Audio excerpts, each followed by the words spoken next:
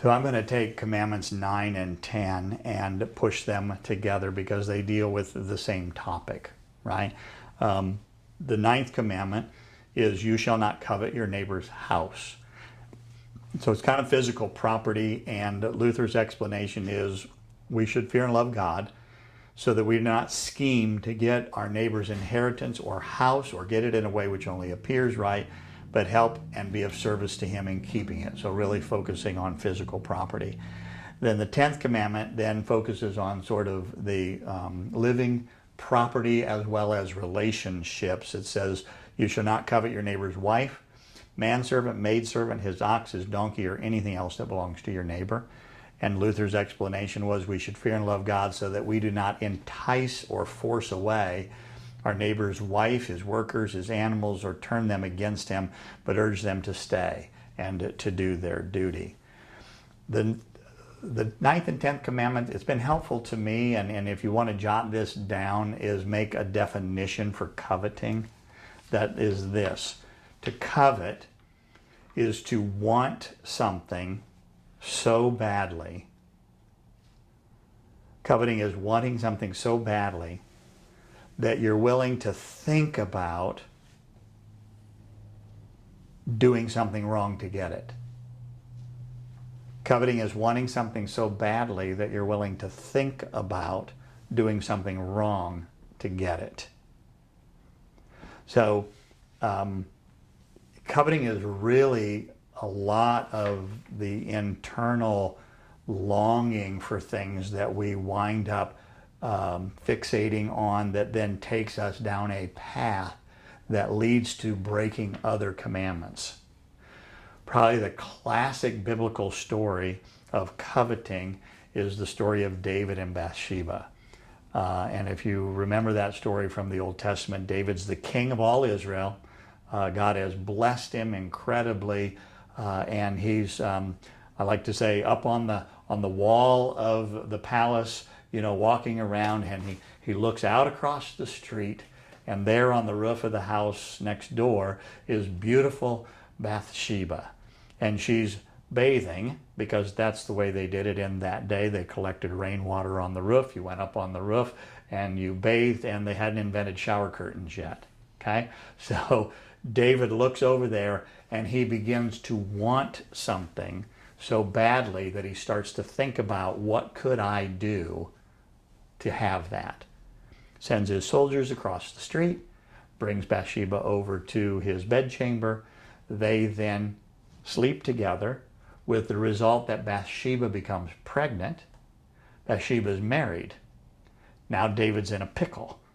So he calls Bathsheba's husband, Uriah, home from the battlefield and says, Uriah, you're doing such a good job. I want you to go and just enjoy a little furlough, spend some time, you know, with your wife. And Uriah says, no, sir, I'm a man of honor. My men are out in the field. I can't go home and enjoy my family when my men are out in the field dying. And he sleeps actually on David's doorstep. David then writes a note to the general, seals it with the king's seal, gives it to Uriah, sends him back out to the front line. Uriah delivers the note to the general. General opens the note and it says, tomorrow when the fighting is the fiercest, put Uriah at the front and withdraw from him. End result, no more Uriah.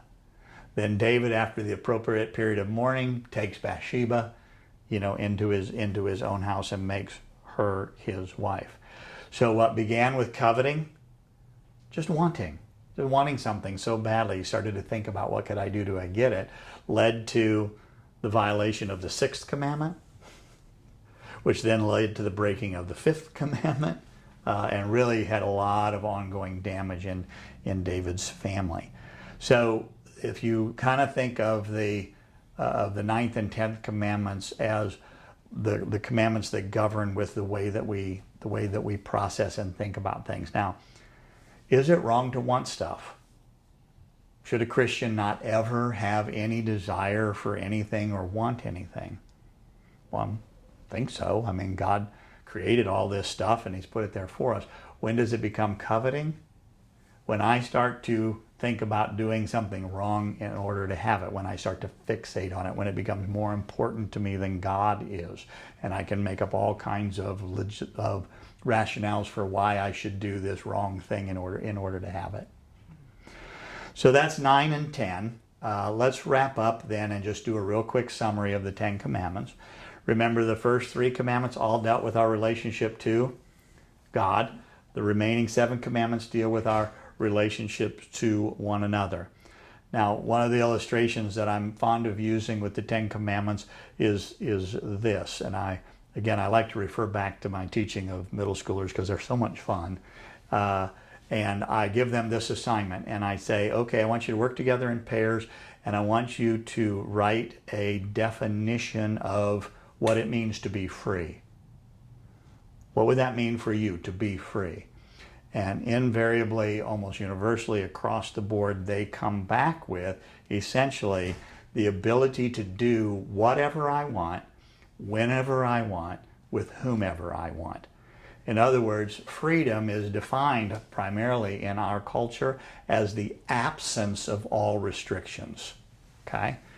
Now, here's the illustration.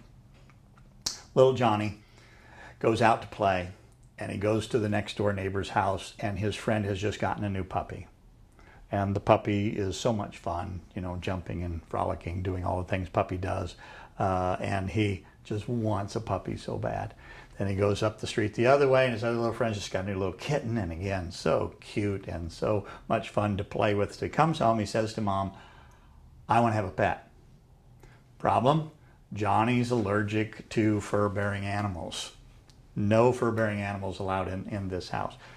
So Mom, being very resourceful, of course, takes him down to the pet store, and they buy him this beautiful little aquarium, right? Gets all the stuff to put in there, a couple of beautiful little goldfish swimming around in there, set it all up in his room, and about 10 minutes later, Johnny comes down, and he's looking very sad and very forlorn, and Mom says, Johnny, what's the matter? Don't you like your new pets? Johnny says, well, Mom, they were so much fun at first. They were flipping and flopping all over my bedroom floor. But now they're just laying there doing nothing. Right?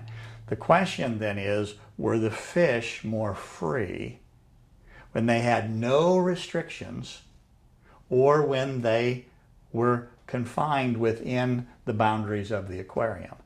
And pretty easy to say, dead is not free. Okay? So God gives us the 10 Commandments and says, these are the restrictions that I have set because I created you, because I designed you, because this is the way for you to be as human as possible in this fallen and broken world that we're in. So we try to live within those commandments, not because we're afraid of God punishing us, but because of God's love for us that says, here's the way that you can experience the fullness of being human. So when Luther was looking at these 10 Commandments, he said, maybe it's helpful for you to think of them in sort of 3 basic ways. 3 metaphors, if you will, the way the commandments operate in our lives. Okay? The first one is the commandments are like a curb. So I always think of the curb on the street, and if you got a nice high curb, I like to imagine that the curb is there, that if you are not paying attention, on your cell phone or something, and you hit the curb, it throws you back onto the road, right? Keeps you from running over the people on the sidewalk. Now, is it still possible to jump the curb and run over people on the sidewalk? Of course, right? But the general idea is that God's law, the 10 Commandments, are there to curb the evil, the wickedness, the brokenness that goes on in our world. Second way God's commandments work, and this can be the primary way that commandments work in our lives as followers of Jesus, is God's commandments are like a mirror, right? And when you look in a mirror, what's reflected back to you is your image. So I tie this one to the fairy tale with the magic mirror in it. Snow White. Yeah, Snow White. Mirror, mirror on the wall, who's the fairest of them all? And what can the mirror never do? The mirror can never lie. That's the way God's 10 Commandments are. If you look into them, you will see the reflection of what you look like from God's perspective. Not what you look like compared to somebody else, but compared to the standard that he's set for us. So the Ten Commandments are always going to show us that we've fallen short of what God demands, expects, and demands of us. The Ten Commandments are going to show us that we need a Savior. If we're gonna get out of this mess that we're in, we're gonna need someone who can come and rescue us. So then the third way, you have a curb, you have a mirror. The third way that the commandments function in our life is God's commandments function as a rule or as a guide. After I've learned that Jesus lived and died and rose again to forgive all my sins, that now creates in me a desire to want to do what pleases God. What pleases God? He says, here's my commandments. This is the guide for your life. These are the rules. This is the best life possible. This is your aquarium, right? So stay within my commandments, not out of fear of punishment, but out of gratitude for the love that I've shown you by sending Jesus to die on the cross for you. Okay? So that's where we'll end. 3 uses of the law. God's law is like a curb, like a mirror, and then like a guide or a ruler in our lives. Okay?